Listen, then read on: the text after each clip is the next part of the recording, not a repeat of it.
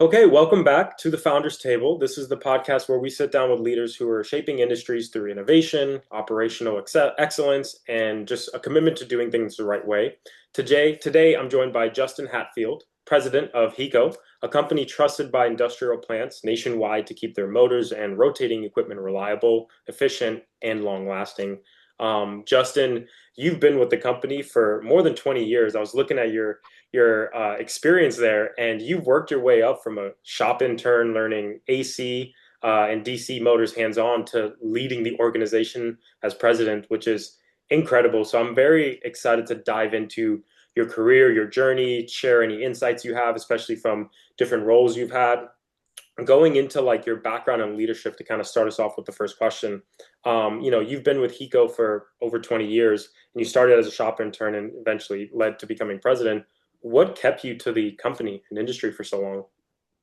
Well, I was lucky to be born into a family business, right? So being that I'm third generation in our business as far as ownership and leadership, but actually fourth generation to work there. My great grandfather actually worked with my grandfather That's in our awesome. business pretty early on, helped him with like I think it was anybody starting a company, right? You need some money and things. Lots of times people turn to their parents and things for help, and Sure. I think that's exactly what happened. But yeah, so I started working at HECO in high school.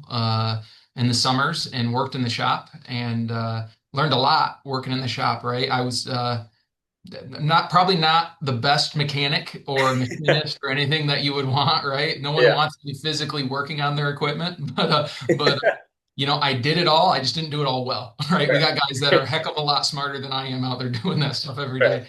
Um, but yeah, so just then, in high school, it was mainly working in the shop.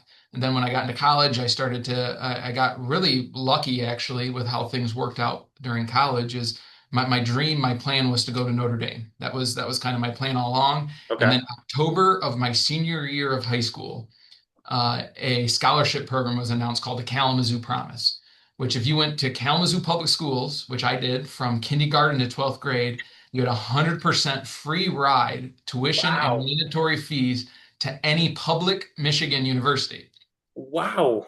So it changed my whole plan, right? Huh. So I readjusted. I was already accepted into Western Michigan and decided to go there. And actually was probably the best thing that ever happened to me because I worked 20 to 30 hours while I was going to college at Mhm. HECO. Wow. That really became a lot of the foundation of just getting, and I dabbled here, there, right?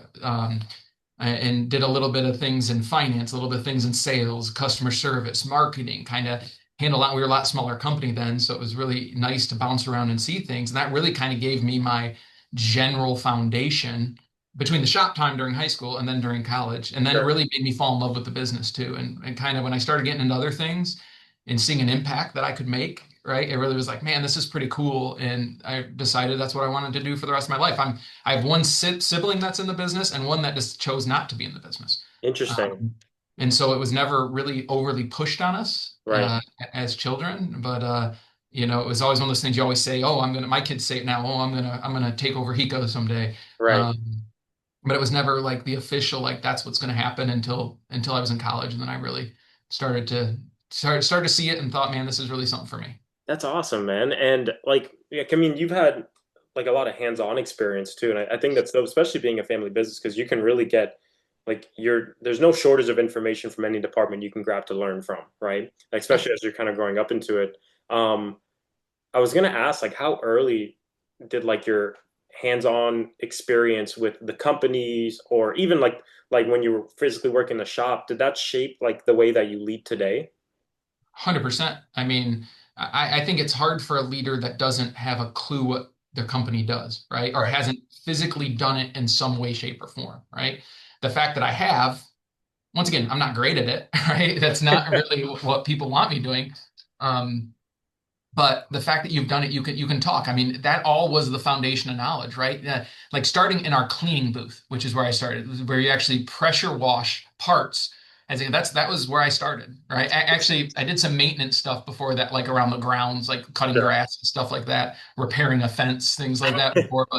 But that really became because and the guy that trained me really kind of said, this is, you're going to see every part of an electric motor and you're going to be able to identify and know it. So he would come through when I was in the clean, but he's like, what is that part? What is that part? What is that part? And that's exactly what I then did with new people coming to the industry later on when I was in leadership. You need to understand what these parts are. You need to understand and understand what they do. Now, what is it? What does it do? Why is it there? Right. And it really becomes a nice foundation for you to move forward from. I love that, and I love like the aspect of like your how you've climbed up different roles in the company, right? Like you didn't, it's a family business. You didn't just go from, oh, one day you're, in college to the next day you're president of a company or Yeah. VP. And I think that's awesome because you learn so many lessons, especially just from other people who are physically working in the business too. Is there like a is there a leadership lesson that you learned necessarily like on the shop floor that you feel like maybe most executives never really get? I was fired by a guy. So, Really? well, he didn't technically have but he has a distinct honor of saying he's fired every generation of my family at some point from HECO. But there's a guy named John. John was employee number 8. He's still alive, actually. John was employee number 8. I'm Okay. employee number 528. Right. Wow. So John had been with the company a really long time, and I was driving a forklift, and I stopped too fast, and the rotating part of a DC motor is called an armature, Okay. and that fell off the pallet and landed on what's called the commutator, which is the most expensive part of the armature, and Wonderful. dented this pure copper commutator. And he came and looked at me, and I was going too fast, right? And he came over and said, "Get out, go home." And so I left. And I went to the dinner table that night and I'm like, Dad, am I allowed to go back tomorrow? And he just laughed. Oh, that's John. He fired me too when I was a kid. Go in That's so tomorrow, funny. tell me you messed up and you'll be fine. So but the thing is that to me, what that's important is that every single person is going to make a mistake. Right. And to me, it really kind of taught me that you're going to make a mistake. How you deal with those mistakes matter. And Right. that's to me, that's when you see the true like color of the person. Like what makes them them is Right. when they make a mistake, do they admit it? Do they own it? Or are they somebody that hides that mistake?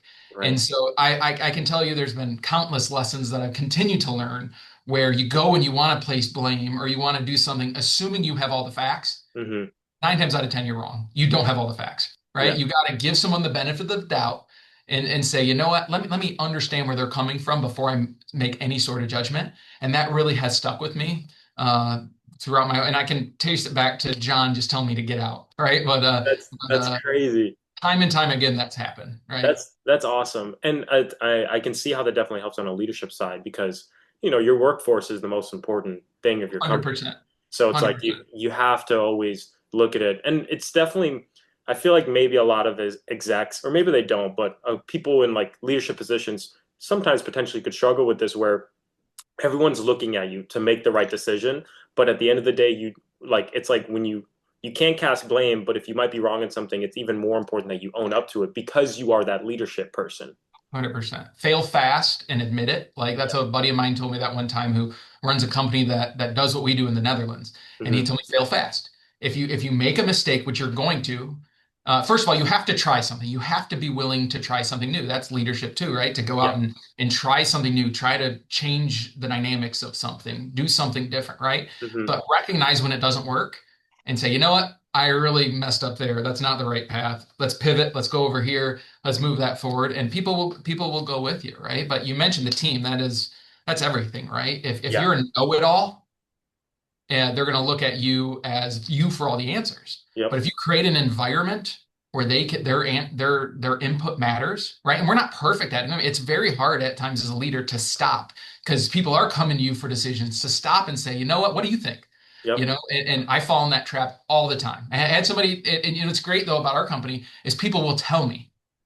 They're like, Justin, you didn't allow me to talk. Like you didn't give me a That's chance to say what I thought, that's you great know? company culture because like most employees, I feel like sometimes, especially the president too, they'd be like, "Oh, I'm not going to say anything." You have to create the opening, right? Yeah. And once again, I'm not always the best at creating the opening, right? But we have an awesome team that I like to say they like to prove me wrong. Like my leadership team specifically are Yeah. all pretty happy if they all agree on something and it's the opposite of what I agree. They're pretty excited to kind of like throw Presented. it at me and say, no, no, this is what we're doing, Justin. We don't agree with you. We're all I in love this. that.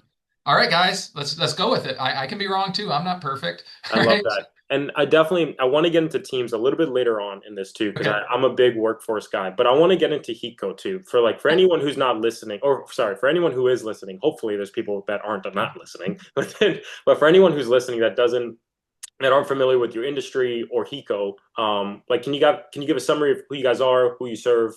Yeah, so HECO's been around, like I said, since 1959. My grandfather started it.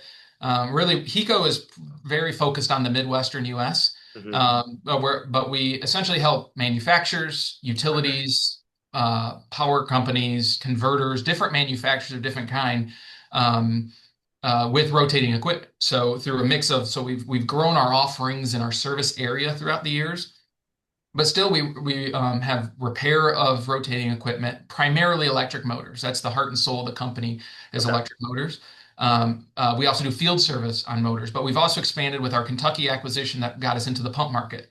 Our West Virginia acquisition got us into the gearbox market. So, Okay. so every company we've acquired and have grown with has added a unique thing that that location does. That's opened it up to all of HECO, which to me Gotcha. is pretty neat thing. But and then we got into predictive maintenance. So we go out and do have people analyzing rotating equipment out in the field, telling you what's going on with that. And we've segued that into we acquired a third of a company that does it through the internet through connected sensors and can monitor things remotely and to a team of vibration analysts that look at it and tell you, oh, that bearing's going bad on this machine, you need to replace it. And then we have the team that can come out and service it when needed, right? Right. So not only can we tell you it's wrong, we can actually come out and make it right, That's awesome. which is great. So we do that primarily in the Midwest through our locations. I've listed quite a few of them, but Kentucky, Lexington, Kentucky, we have a location. Detroit, Michigan, we've made two acquisitions there. We're merging those into one larger acquisition right now, or one larger location right now.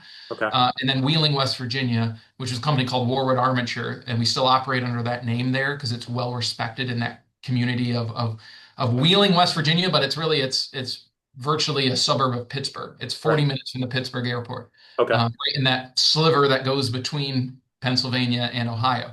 Um, yeah, so that's what we do at HECO. And then we also sell new products. So we sell pumps, motors, gearboxes, You guys do control, it all, huh? a lot of stuff. If it relates to rotating equipment, we pretty much do it. But there's plenty of things we don't do too when it comes to Okay. it. Um, I guess I'm curious. So like on like equipment like reliability, is there like a mistake that I guess because you guys have been in the business for so long that you maybe see like plants that they make repeatedly? Typically, what I see is they go with the quick option, right? Not the best long term. Sometimes it takes an extra 10% in cost or an extra few days to do things correctly, Right. right? And that's really what we are focused on as a company is when we do it, we want to do it right the first time, Right. right? And that's, when you're making a decision based on lead time or price, right? Like you have to be competitive, right? You have to be able to justify what you're doing, but there's a lot of different ways to fix something, right? Do you fix it with a hammer or do you fix it with a skilled machine, right? Right. And I love our industry. Our trade association is called ESA, Electrical Apparatus Service Association. I'm on the board of Okay. ESA. Like I Okay. chair a committee. I'm on the board. I love, and there's 1,800 members across the world that do what HECO does, from the motor and electromechanical side.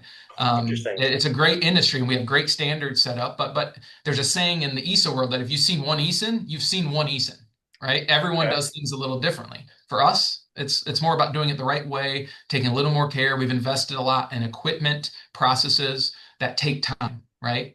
And some of those processes could add 2 or 3 days to a repair, but what if it lasts 2 or 3 times longer? Right. So I believe in the end we are the lowest total cost of ownership option for our clients, Hmm. but we may not be the cheapest fix, Right. right, or the quickest fix. But in And I think sometimes, that's what our customers care about to me in the long run. They absolutely. really care about doing it right, and as long as you can explain it. And so we always are like, come see our shops. Right. Come let us explain our process to you, because people don't know what goes into making the world move, which is what motors do. And let us take them apart and show you how they work. That's awesome. And I love that aspect on like because you essentially you put the customer first, but you also put their future first as well. Like you're not doing a quick sell in the sense like you understand obviously how these machines work, but what they're where they're implemented, how they're used, and the longevity, the lifespan of them, and you care more about that than you could sell someone on something quick and then yeah they'll be back in 5 years for repair or something as opposed to just ensuring the longevity.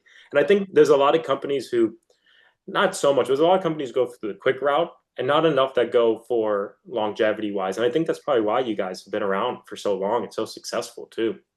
Yeah, I think, it's about finding a customer for life. And if you Yeah, guide them the right way, they trust that you're making the right decision for them. And the proof is in the pudding in the long run, right? Like absolutely. that man, that's actually performing well. We haven't had it. We had an example of most plants that have some sort of process have a cooling tower. Yes, Okay. hospitals, everything has them, something that has to cool the equipment in the plant or the plant itself. Um, we had a power plant where their cooling tower motors were only lasting I think about 3 months, and they would fail. They were nasty environment so we over time, we didn't solve it overnight. Yeah, Sometimes you got to try things. Once again, we talked sure. about that try and fail fast, right? So try something, keep doing it. And what we ended up doing, we ended up writing a whole specification on the things we did unique for those units, and they went from lasting 3 months to lasting 5 years. That's insane. And that's such a like as far as like just when you can show, I feel like it's easy companies when they hear that. That sounds like such a crazy thing to say, right? Like, oh, we can make them go from 3 months to 5 years. But when you show them that and you do them that, it's like the proof literally, like you said, is in the pudding for And it. if they would have made the decision based on the quickest turnaround time or the cheapest price, they would have never got that. But they're Fair. I probably would have saving, spent more it's an too. annuity now for them, right? They're saving Right. that money every single 3 months by they're not failing those, Right. right? And that's sometimes that's a hard message to get across because we are like an emergency room at times where if the plant is down, it's going to be, I don't care. I'm losing hundreds of thousands of dollars in production, Right. uh, that or millions of dollars. Some of our customers are losing if their plant's down and they're saying that hour will pay for itself. Like I'll buy a spare too, and we do handle those situations as they come up. But it's sometimes a difficult conversation to have to say, no, no, no, give me an extra day, and Right. I can do it right. Right.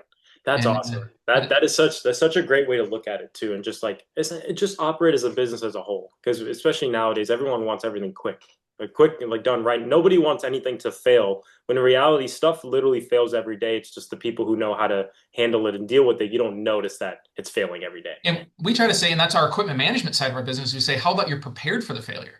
Yeah. Yeah. I Our like that. predictive side sees it coming. Our equipment management says maybe you have to have it if it's that critical to your operation. Maybe you should have a spare, Yeah. right? You don't drive your car without a spare tire. You guys are essentially like a business partner to them. 100%. It's about partnerships. It's about forming a relationship where they like we almost invest in them. Like we give Right. them a lot of time and energy to say this is what happens. And our best customers, like it's they just fully trust us, and but we also tell them no, and they respect us for telling them no, that's not the best option. This is what you should do, and Right. they listen to us. But it's a mutual respect thing, right? It's Right. let's come up with a decision that makes, and it's ultimately their call. It's their money, right? Exactly. Yeah. Yeah. It's their say, it's their equipment. I don't own those motors. They own Yeah. them, right? I'm just trying to give them the best advice to make them last longer. Right. But we try to, have that. So like our services are designed to work together. And if a customer tries to do with just one area, they're not going to see the whole picture of what we have to offer. Fair.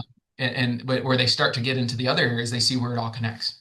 Fair. Got it. So I want to go into like industry insights too. So I mean, are there certain industries that you feel like rely more heavily on HECO, and which ones are seeing like I guess the biggest shift in motor reliability needs?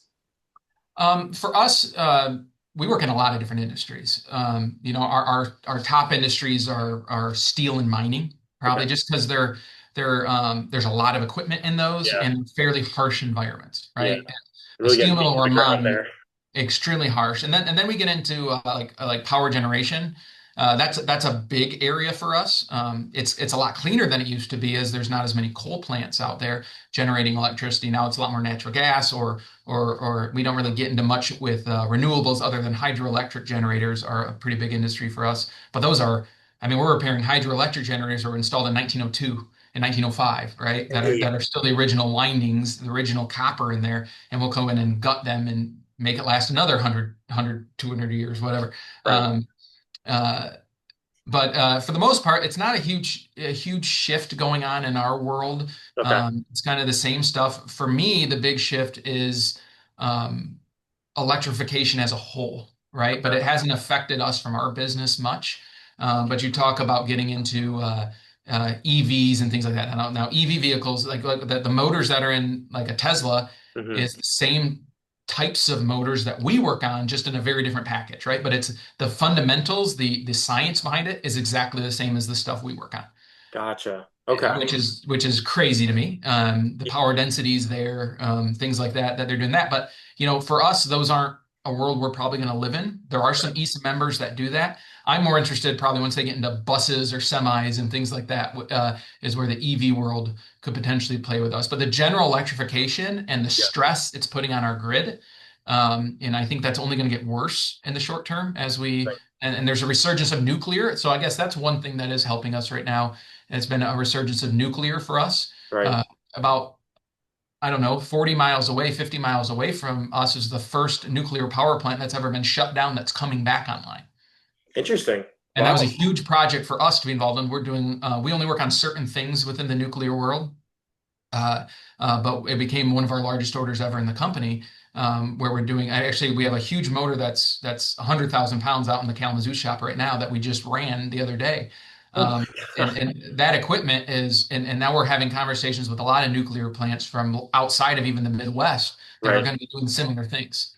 And to Interesting. get your nuclear license, all equipment has a design life that has to be rebuilt within that life, or When you you can't mean operate it. when you mean nuclear license, like you guys get a nuclear license? No, the plant. So Okay, so okay. the plant has to get, because it shut down, stopped producing Sure. power.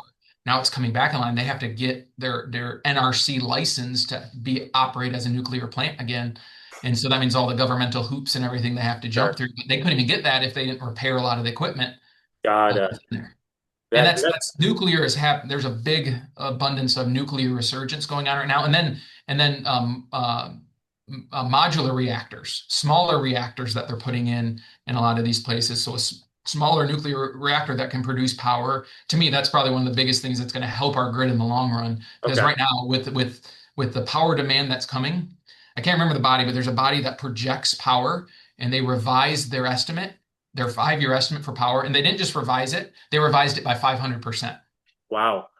If This, that doesn't tell you that we're going to have demand of electricity and oh power yeah, in our country, and data centers are driving a lot of that, right? 100% of the data centers. Yeah, I've seen Um, that. This is, I will tell you, Joe, this is becoming quickly one of my favorite episodes because I know nothing about the industry, but it's so fascinating. Like it's so interesting to listen to with it. I'm curious though, because when you talked about, EV and all the stuff, I mean, has technology, I guess, changed motor and equipment like that space in the last decade, or is a lot of the change happening more so now?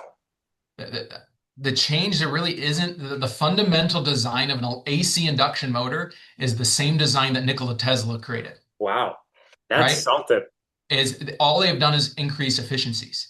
And Okay, now a motor is essentially at a point where you can't really increase much of the efficiency of the motor itself. Now it comes down to the efficiency of the system. So you're looking at so take a few think of your car, right? You turn the air on full blast and then you close the vent so it's not blowing in your face, yeah, right? That's inefficient, right? right, The blower is still blowing, right? So what we want to do with a variable frequency drive and other technologies that have evolved, and they've been around for 30, 40 years. And, but what you're doing is you're not looking at that as a whole system and saying, what if I slow down that motor that slows down the fan that reduces the air output? I'm not wasting that energy anymore. gotcha. Okay, And that's been going on, but to me, that's but you used to be able to replace a motor with a more efficient one and have efficiency gains that pays for that unit. sure. And because the purchase price of a motor and all of the maintenance for it is about 5% of its life cycle cost. Okay, 95% of it is the energy cost. wow, that's insane. I And had no no one idea. factors in the cost of what it's going to operate when they purchase one. Right, interesting. So is that like a huge shell shock for a lot of companies when they go through that, or would you feel most of them are, I guess, somewhat aware, just don't pay attention to it? I would say different people are in different roles, right? The executives are going to care about that energy cost and that thing that's affecting their profit and loss of their organization. But the Right. maintenance guy that just wants that machine running, it's Oh, not going to he's be the biggest thing. Sometimes adding more components causes more headaches, right? So gotcha. now and there's the full spectrum, right? There's people that care about it, that make those moves and make those decisions. There's people that just say, just get it back up and running, right? There's Right. the whole spectrum of people that make those decisions. But for the most part, it's very different people within a plant. Interesting. So what you're saying is that like, and I can see how because there's very two different worlds. Like when you go to like different positions, maintenance guy versus like executives, is he's being like, or they're just being like, it's X amount of dollars, let's do it. We did this, or we made this, like we can afford it. And the execs are being like, yeah, it's X amount of dollars to get it, but to keep like the cost of running it is so much higher than that. That's essentially Yeah. like what you're saying. Yeah, exactly. And you only get, I mean, there's plenty of motors that just run wide open that there's no efficiency gain that you can get from it. But if you're mechanically reducing flow of some kind, if it's air or water or a fluid of some kind, a pump or a fan that's moving something, if you're doing that manually through a valve or a damper, just like your vent in your car, like I explained, then you're wasting energy. Gotcha. And I mean, are you seeing, I guess, a lot of companies that invest in predictive maintenance now and like uptime? Oh yeah, I mean, but we've been in that game for a long time, right? So we've done predictive maintenance as an offering. So that was our first acquisition we ever made in 2013, I want to say. Sure. First acquisition I made, which was a predictive maintenance company, and we've built that up into a whole team that goes around and monitors the equipment for them. But is there like a upsurge? And I guess companies like compared to like I guess when you guys first did the acquisition, that you are you seeing more companies essentially doing that, or is it about the same? No, I'd say it's pretty similar. You're Okay. seeing more and more people go to connected systems, right? Where it's the IoT, Internet of Things, and having it. But that's also been very slow in adoption compared to what people have said it would be. Hmm. Um, Mainly because more data doesn't mean better decisions. So Fair. you're getting more data that you're ignoring instead Fair. of. But if it's not going to change your decision, so I have a saying when I go into a client and say, okay, if I told you today that something's wrong with it, or I told you a month from now something's wrong with that, would you do something in that month time period? Or would your Mhm. decision making still be the same? If your decision making is the same, there's no reason to connect it. But if it'll impact, I'll order a part, prepare for it, I'll do things, or are you just going to run it till it blows up anyway? Right? What are you gonna do? Like, Right. how critical is this equipment to you? And if you had the data, would it change your decision making? If it will, then it makes a lot of sense to do it. But if it's not going to change your decision making, then what's the point? You're wasting money at that point. Right. I love the logical aspect of it, like how you approach a lot of things. Like and I don't feel like logic is lost in business. Obviously, there's a lot of businesses that still operate, in a logical basis. But you have so many different departments and heads, people come in different positions. Everyone has a say in something, and it's like what you said. Like you presented just sheer logic, being like, if this happened, would you do X or would you do Y? And I feel Yeah. like I personally don't hear a lot of it. I don't know if it's a lot in your industry, but Oh, every industry is this some salesperson coming and selling you the best thing yeah, that's perfect solution that's going to solve all your problems. that's And my that's LinkedIn messenger everywhere, feed right? every day. And I personally like the salesman that comes to me and says, this is what it does and this is what it doesn't do. Yeah, Right? Like and kind of presents you with a solution logically once again. And it's funny because my team will probably watch this and laugh. They're like, Justin's the most illogical person I know because that's he's so always got funny, these man. crazy ideas. You got a little bit of time, but most based on the lineup of episodes that we have. I think this will probably be like later in December, or at the Okay. latest by like the new year. So you got some time to like prepare for it, and that's All right, I got to make a lot of logical decisions between now and then, so exactly. the team doesn't make fun of me. Now, speaking on like your team, you oversee teams across like repair, predictive service, field service, sales and equipment, management. What does your team structure look like today? So I have our leadership team is kind of a head of each area, right? Okay, And then we have location heads within operations that then run their area. But I'll be honest with you, we grew pretty fast, right? We've sure. grown pretty fast in the last few years. It was a few years ago we had two locations, right? We had Kalamazoo and Kentucky. I Uh-huh. mean, and then we added Detroit, and then we added West Virginia, and then we took another location, Detroit, and put them together, right? So luckily, we have really good leaders in all those different areas who are helping us get by, right? Helping us figure it all out as we Sure. put the pieces together. And I'm kind of on a kick right now of saying what got us here isn't going to get us to where we want to be. So Right. what do we need in place in order for those people to be successful? Like right now, a big thing for me is making sure we have good leaders within the company. Right. Because before I could have a lot more of a personal touch with people. It's weird for me not knowing every single person within the company like I used to, Right. right? It's very, very weird for me because I grew up, most of these guys in Kalamazoo, and there's not that many left, I worked within the shop, right? Right. They saw me get fired that day, whatever they, but as we've grown, it's been hard not to do that. So, but I need to make sure that we have leaders that care about those people as much Sure. as they should, right? They owe it to those people to care because people spend as much time at work, if not more, than they do at home, right? Absolutely. Yeah. And if they're miserable, and there's that old saying that people don't leave companies, they leave bad bosses. right? I truly believe that. And if we create an atmosphere where people can talk to their boss, can tell them, I'm having a lot of problems at home right now. Yeah, My brain's not here. You need to be able to have those conversations in order to continue to advance. Because if you don't give people leeway, you don't work with people at sometimes their lowest moment in their life, you're gonna lose lose them. somebody Yeah, for a short-term situation, right? yeah, And we probably go too far. We probably go too far at times with people where we help them out too much. We give them too much leeway at times, and sometimes that means the company gets burned. yeah, But you know what? I want our leaders to say they tried everything. I want them to exactly. say that I did everything in my power to help that person be successful. A little bit of servant leadership there, right? Yep, And say that, I did everything to allow them to be possible, and look in a mirror and be okay with yourself, right, right? The worst thing to do would be to get rid of someone that would have turned the corner the next week. right. And then all of a sudden would have been probably one of your most loyal, run through a brick wall for the company, right? Like Yeah, sometimes if you help people through those hard times, they're the best employees you have, the best people you have, right? And everyone's going to go through stuff in their life that affects work. inevitable. Yep, Or things at work, they do have a bad boss that they can't seem to communicate with. You yeah, know, do you have a culture where you can talk about it? And and and it's hard for people that come from the outside our company to be able to talk about it many times because they're used to if I bring that up, I'm going to get fired. really. And do Not here, you see that more not on here. like a leadership side or more on like a I guess like mid level or entry level role? Mid-level managers. I mean, Mm, mid-level and entry. If we don't provide them the tools to be successful and give them a knowledge from a bunch of people that have a bunch of experience that have done this before, because everyone wants to be a manager until they're a manager. yeah, I bet that's true.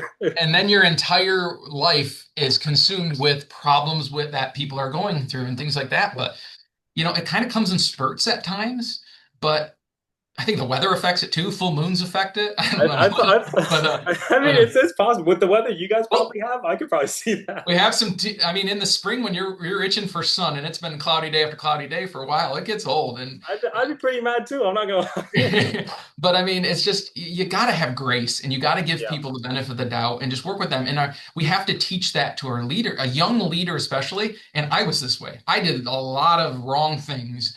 I probably got rid of people too. I had a shorter fuse than what I do now, right? right. And I have a pretty short fuse still. Don't get me wrong, but I'll have my short fuse and then I'll apologize, right? Yeah, So, yeah.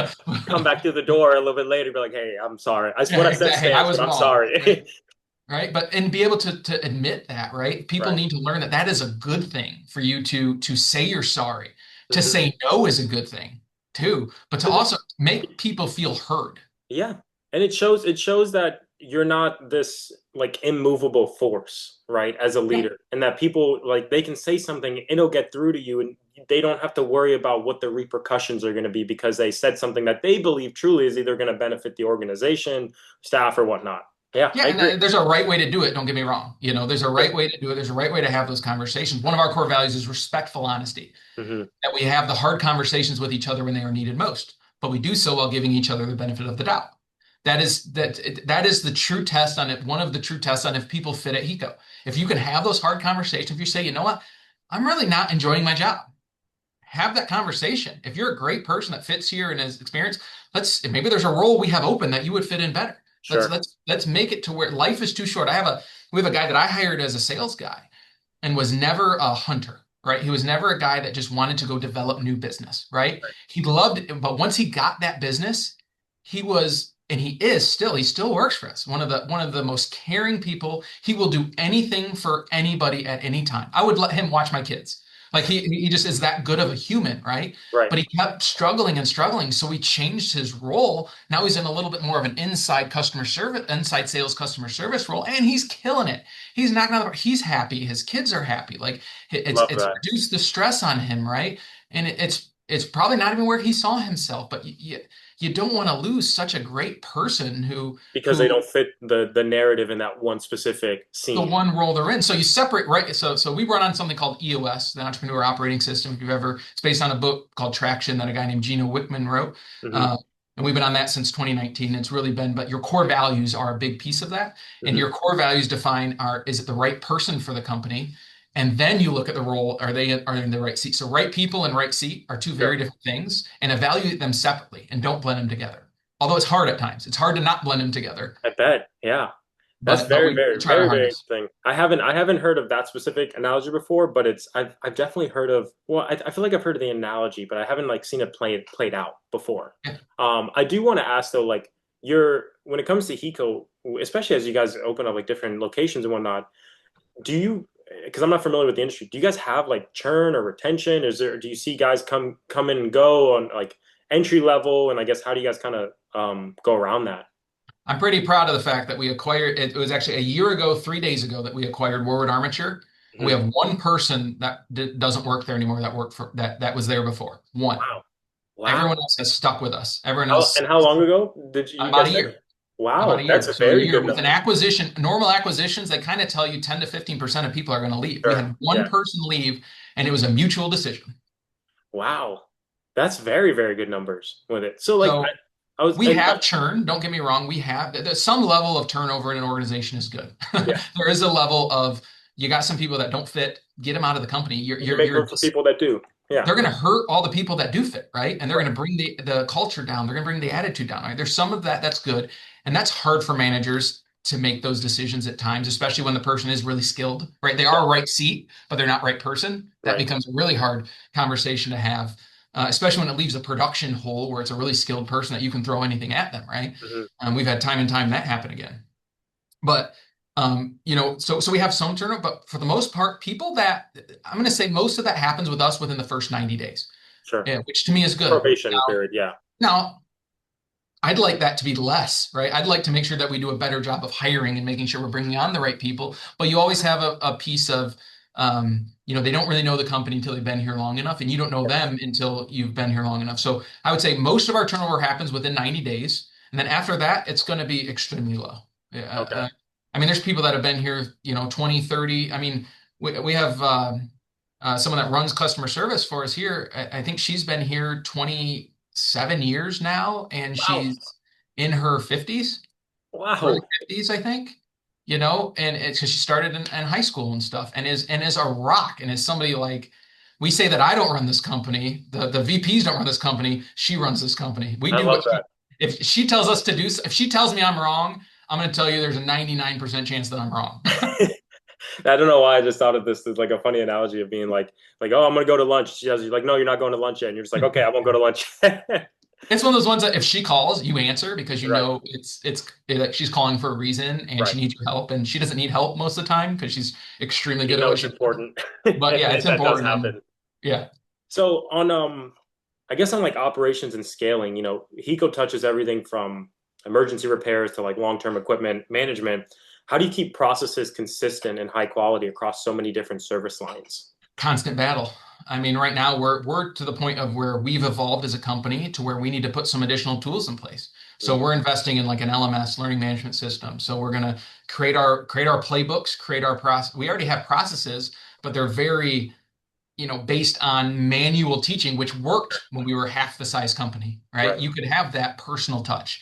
So some of this is we have to grow with the size our company has grown and put the tools in place so that we don't lose who we are and make sure those in. So, but we have to do that through technology. So Right. technology is a big push for me between getting systems in place that we don't have that we now need. Right. Um, and so this kind of year, so we grew 65% headcount wise last year.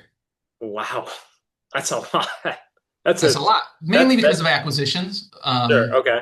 But that's a big jump. And so what we did when we were 65% less people isn't going to work now, right? Of So course. Yeah. so our Logically focus, speaking.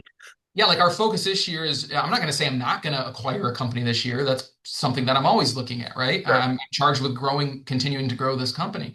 Um, but this year is a very internal focused year. Let's make sure we have we got to take care of what we have. We got to take care of the people we have. We got to make sure that they can feel that they're contributing and successful in their roles. We got to put some of the fundamental stuff we had that worked when we were, smaller. Now Hmm. get them in place now that we're a little larger with a revised. And I think technology is a big piece of that. The Absolutely. whole AI adoption to me is Sure. an interesting. We're hiring for a role right now that's somebody that's going to be kind of our AI champion because Sure. I think that it can revolutionize a lot of the clerical tasks we do and things like that. Absolutely. I think too on like that aspect of stuff. I remember because I obviously have done a lot of these podcasts now, talking to a lot of different like CEOs and people who are just like founders and whatnot. And one of the things we always agree on is that like there's an innovation gap that always happens with companies. Like you have to be able to innovate, you have to be able to adapt. Otherwise, you do sort of get left behind in times. And we're seeing that gap close quicker. It's become like you have to learn to adapt quicker than what it was maybe in the 1950s, for example, Yep. you know?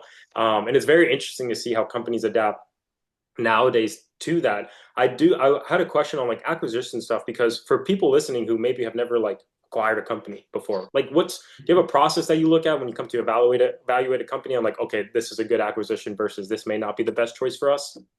Yeah, I think it's really important to know why you would look at it Okay. and know if it fits within your company. So one thing that EOS teaches you is to identify your core focus. It's also, if you've read Good to Great by Jim Collins, it's your hedgehog concept is Okay. another term in that. But it's to say, what do you do?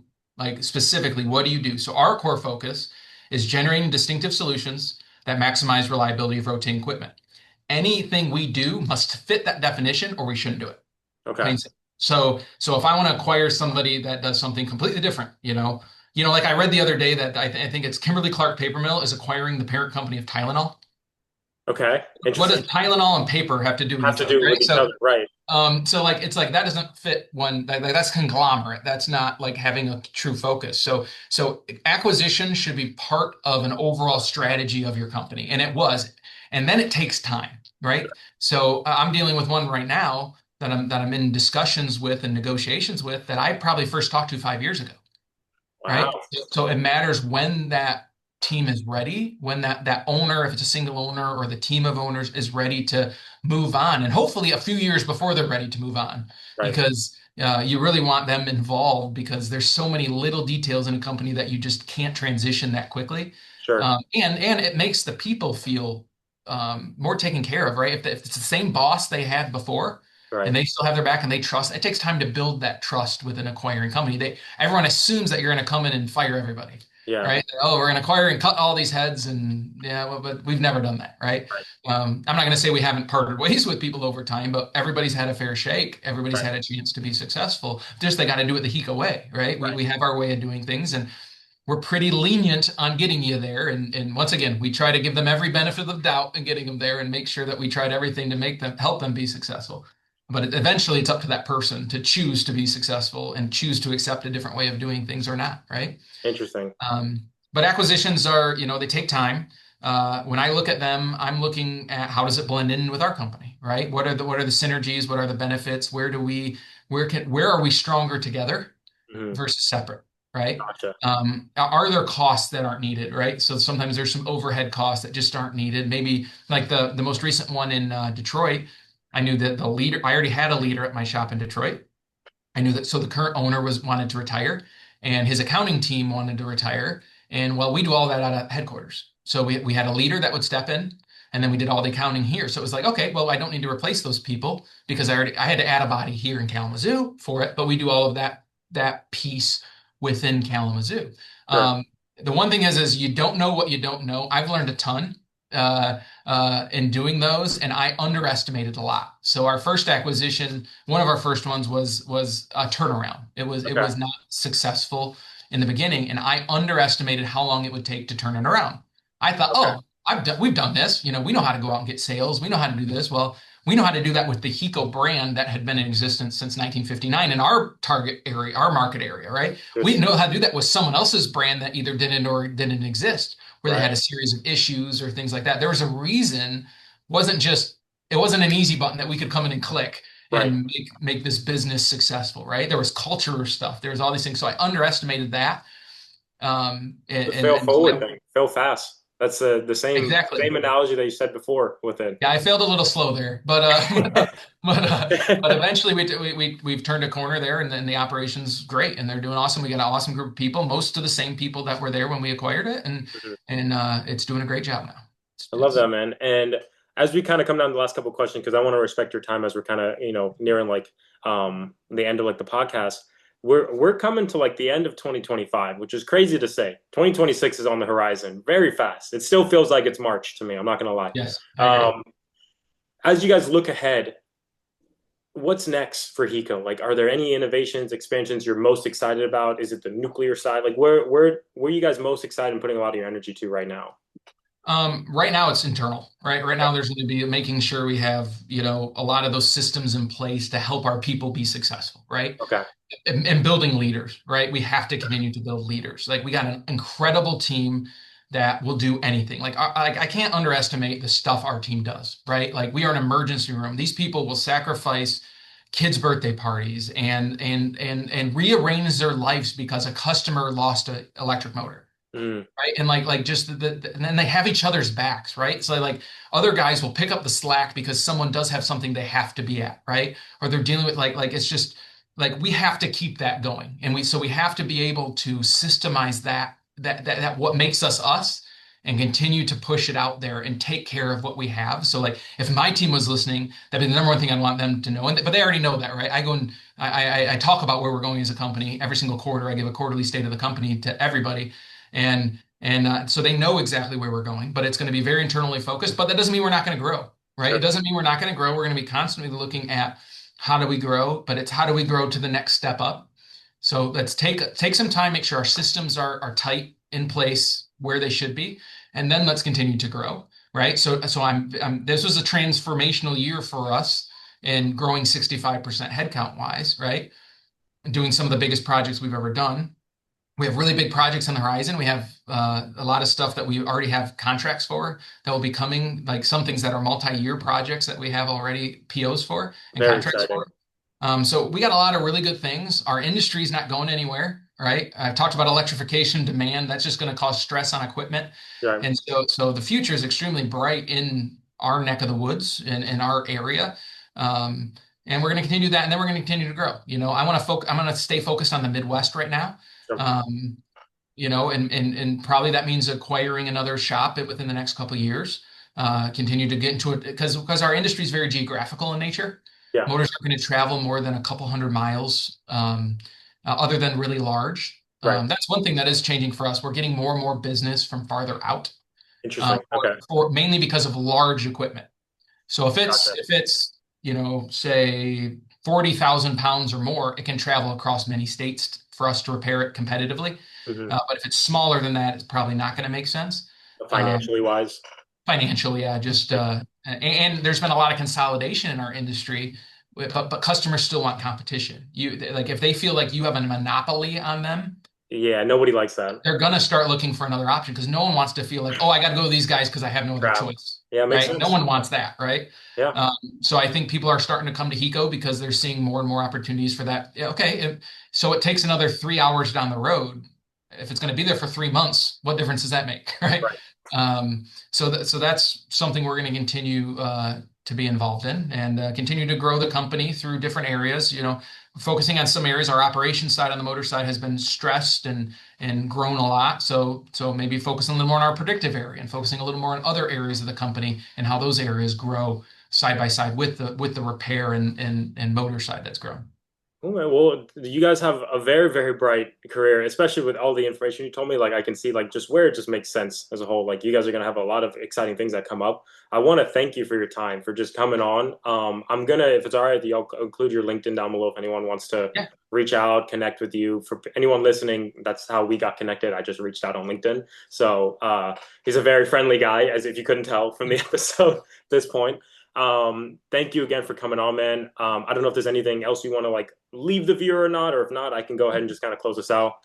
No, I'm good. I appreciate the opportunity to come on and talk about HECO. Obviously, you can tell I love what we do. I love our team. Absolutely. I think we had a cool thing we're building here, right? For being third generation and kind of, I guess that's the thing as a leader, like what mark do you want to leave on a company? For me, it's my biggest thing was to not be that entitled third generation that didn't do anything with the company I or love ran it that. into the ground, right? Love that. So people want to know, oh, you're growing really fast. Why are you doing this? 'Cause I have to make my mark, right? I gotta Right. prove like I could have taken what was built and my so I bought majority of the company from my father who then had bought it from a couple of his brothers with him that were partners who had bought it from my grandfather, right? There's a lot of people that have put time, energy, and built a great company, right? I had a great foundation that was built to go, but we couldn't do what we're doing now if that foundation didn't exist, right? Sure. But what mark do you want to leave as a leader? What do you want to leave? I want to leave this company better and bigger than what I got it at, right? And leave Yep. my mark on it to say I didn't just coast and run it into the ground, right? Because that's Love what a lot that. of third generation does. Yeah. No, I love that, man. Thank you again for coming on. For everyone listening, feel free to connect with him. I'll put his LinkedIn in the description. We appreciate you guys listening, and be sure to subscribe and tune in next time to the Founders Table.